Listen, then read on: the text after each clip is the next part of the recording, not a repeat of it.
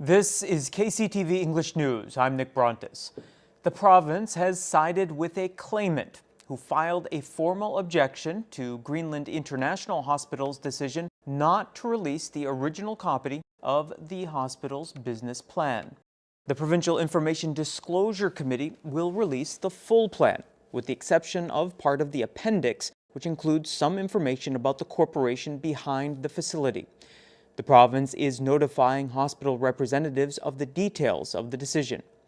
If the hospital disagrees with the decision, it is allowed to file an administrative appeal or a lawsuit in response.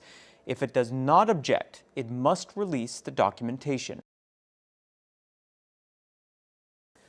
A measles outbreak on the mainland has spread to dozens of people, and now Jeju has its first confirmed case.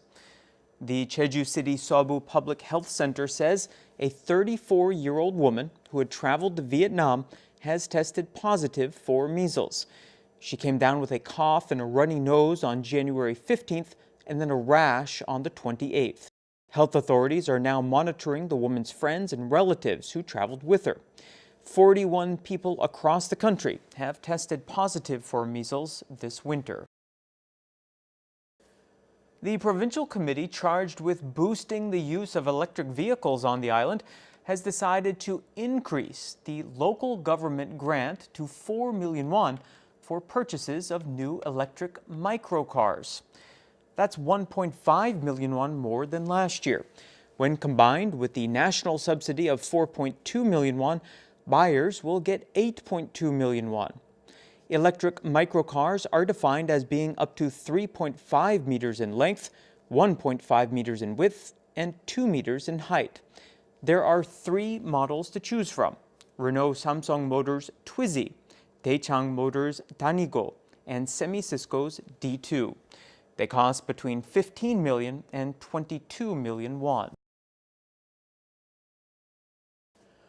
The Jeju branch of the Korea Airports Corporation is running a special team to deal with traffic issues through February 7th.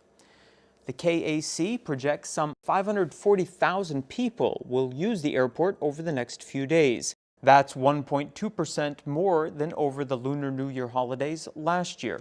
The number of flights will increase 0.2% over the same period to 3,200. KAC representatives are asking travelers to use public transportation over the holidays to keep traffic congestion at the airport to a minimum.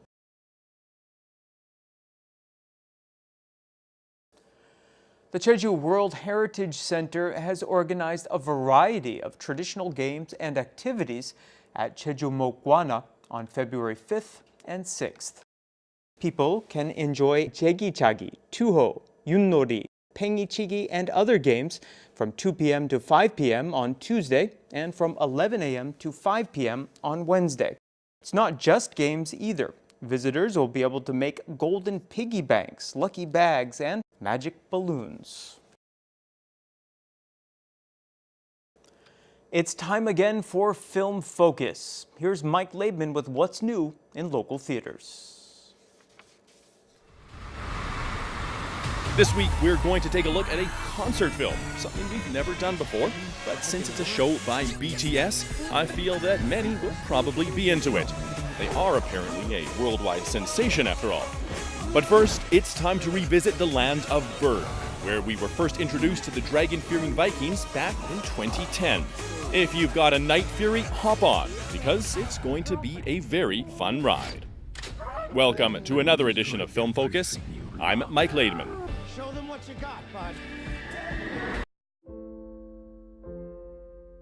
The adventures of Hiccup, Toothless, and Astrid continued in 2014's hit How to Train Your Dragon 2, and now here we are again, over 4 years later, with The Hidden World. Now chief and ruler of Berk alongside Astrid, Hiccup has created a gloriously chaotic dragon utopia. But when the sudden appearance of a female Light Fury coincides with the darkest threat their village has ever faced, Hiccup and Toothless must leave the only home they've known and journey to a hidden world thought only to exist in myth.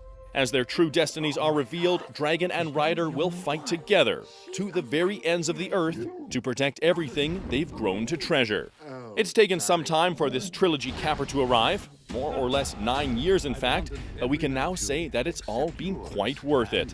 The series has been remarkably consistent in its quality, and the same can be said about the hidden world. The animation just keeps on getting better, and the story is truly affecting too. If you've seen the previous two, this is a must-see.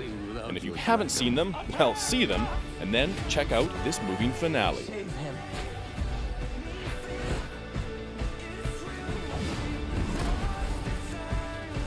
It's you and me, bud. Always.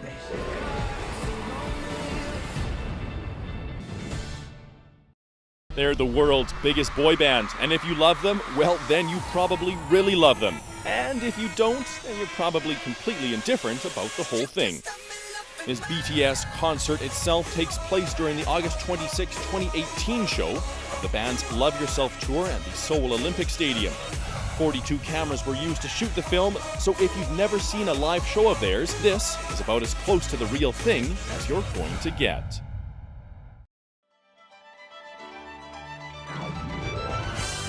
Norime Park's Plum Blossom Festival includes treasure hunts and flower necklace making.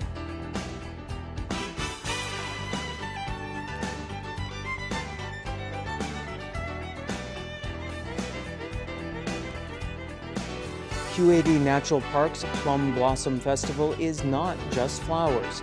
Visitors can enjoy traditional games, animal performances, and other attractions.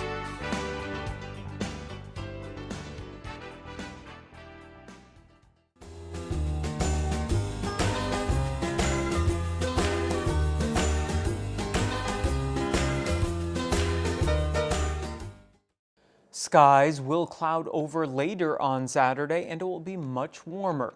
For the details, here's your forecast. The low in Jeju City will be 3 and the afternoon high 13 degrees.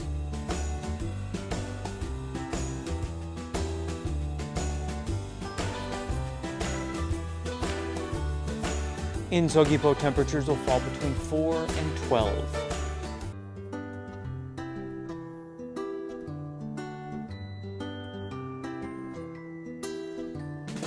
In Seongsan, the low before lunch will be 1 and the high later on 12 degrees.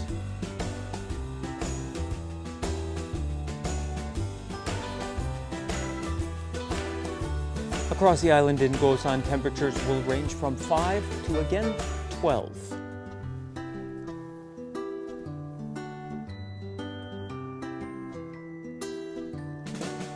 And the morning low up on the mountain at Songpanak will be 3 degrees below zero.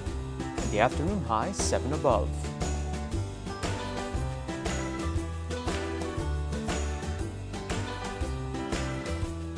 Out on the water, winds will be out of the south and southwest at 7 to 12 meters per second, and seas will be between 1 and 2 meters.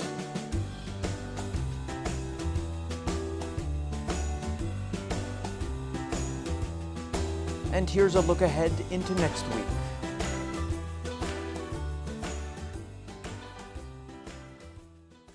And that brings us to the end of today's newscast.